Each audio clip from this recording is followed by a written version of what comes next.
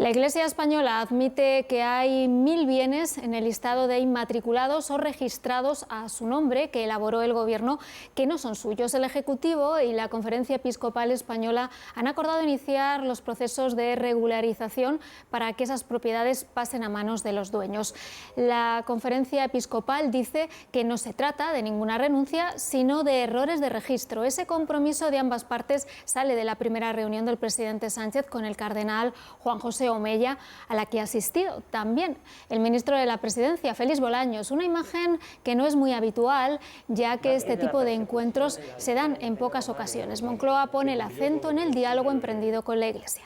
Bueno, pues en este punto vamos a profundizar sobre este tema. Como les decimos, el Gobierno y la Conferencia Episcopal cierran ese acuerdo sobre las inmatriculaciones de bienes por parte de la Iglesia, en la que ésta admite que hay 1 millar de esos bienes cuya titularidad no le consta o corresponden a un tercero y, por tanto, abre la vía para su regularización. Hablamos con Fernando Jiménez Barriocanal, vicesecretario de Asuntos Económicos de la Conferencia Episcopal. Muy buenas tardes.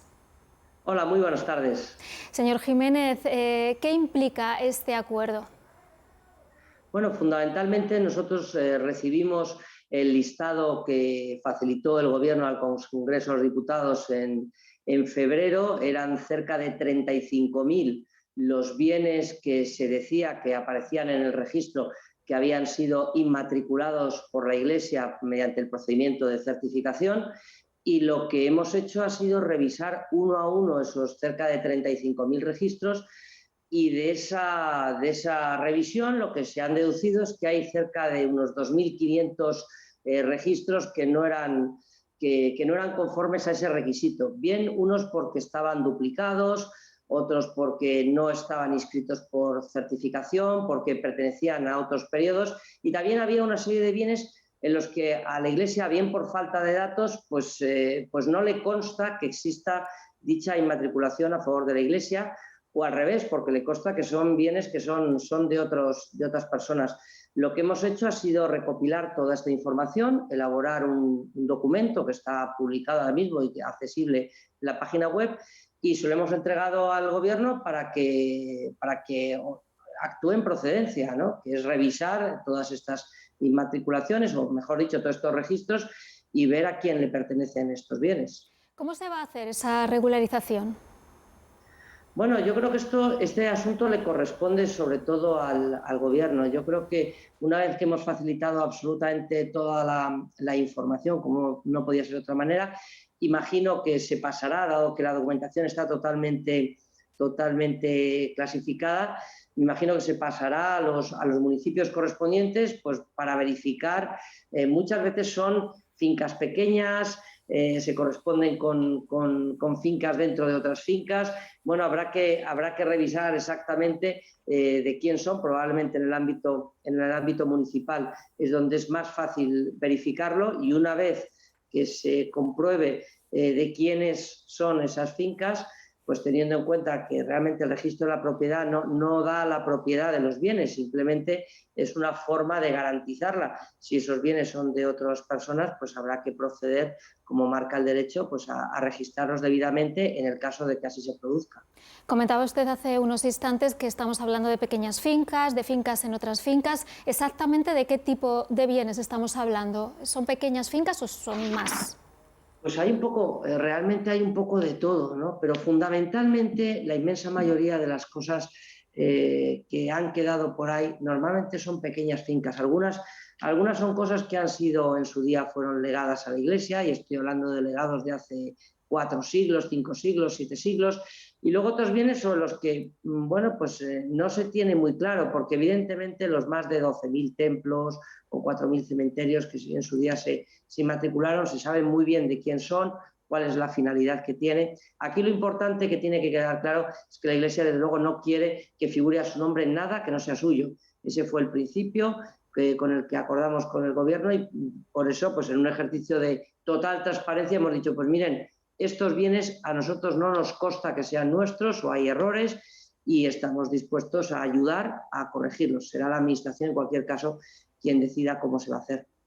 Los bienes que sí son propiedad de la Iglesia, ¿cómo tributan?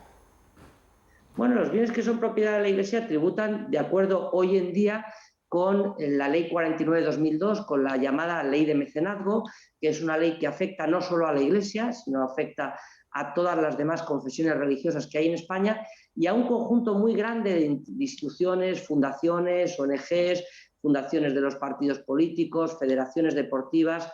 Es realmente un bulo el afirmar que la tributación local en materia de IBI, por ejemplo, la Iglesia tenga un régimen privilegiado. No es así. También se ha manifestado en las conversaciones que mantenemos que la Iglesia no quiere mantener privilegios, tampoco quiere tener discriminaciones y en ese punto, pues si hubiera alguna circunstancia en la cual se diera una posición de privilegio, por ejemplo la fiscalización, también se regularizaría. Pero en materia de IBI tengan muy claro que las instituciones de la Iglesia pagan exactamente el mismo IBI que una fundación, la fundación de un partido político, es exactamente el mismo régimen. Y señor Jiménez Barrio Canal, ya para finalizar, ¿en qué punto están las relaciones entre la Iglesia y el Gobierno? Bueno, yo creo que nosotros abordamos, tenemos 3 comisiones abiertas en materia jurídico-económica y luego hay un diálogo fluido en otras materias. Hay materias en las que es más fácil poder llegar a acuerdos y en otras donde es más complicado porque inciden otros temas. Nosotros tenemos mucho interés en seguir hablando de educación porque es uno de los grandes fines de la Iglesia católica. Estamos hablando siempre en materia de protección a los más desfavorecidos. Recientemente se ha publicado el informe FOESA que tiene muy claro cuáles son las prioridades y donde la Iglesia cada año publica una memoria donde aparecen los más de 9.000 centros asistenciales en favor de los demás, más de 4 millones de personas pasan a los centros asistenciales de la Iglesia Católica. En ese sentido, yo creo que hay un diálogo fluido en muchas cosas, como digo, en todo lo que tiene que ver con la atención a los más desfavorecidos, pues hay muchos puntos de acuerdo. En otros temas, como ya he dicho, en materia de educación, en materia de vida, bueno, pues ahí suele haber más dificultades, pero es normal en un diálogo que está primado por la neutralidad, por una parte, por la independencia entre la Iglesia y el Estado y, por supuesto, por la colaboración. Muchísimas gracias, Fernando Jiménez Barrio Canal, vicesecretario de Asuntos Económicos de la Conferencia Episcopal, por atender en directo al canal 24 Horas. Un cordial saludo a todos.